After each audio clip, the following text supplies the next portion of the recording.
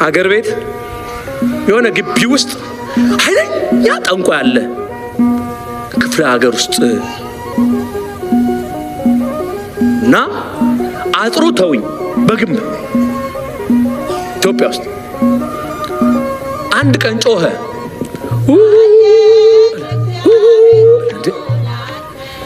ጮኸ በጣም ተቃጠልኩ።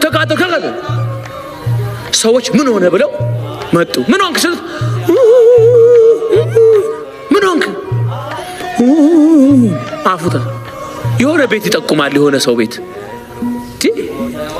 ሄዱ። በበነገው ነገም ጮኸ። ምን ሆንክ አሉ። እንዴ ፖሊስ ጠሩ። ምን ሆንክ አለ ፖሊስ። ምን ሆንክ? ምንድነው እዛ ቤት ውስጥ የተደበቀ ነገር አለ ብለው ሄደው ያን ቤት አንኳኩተው ሲከፍቱ አንዲት የቤት ሰራተኛ ነች። እንዲቆማ ውዳሴ ማርያም ትደግማለች።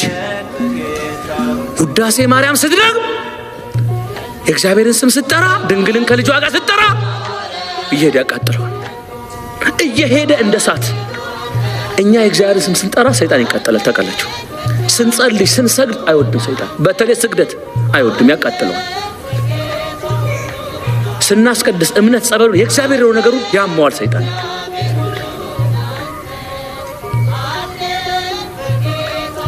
የሰይጣን መንፈስ በሰው ልጆች ላይ ምንም ስልጣን የለም።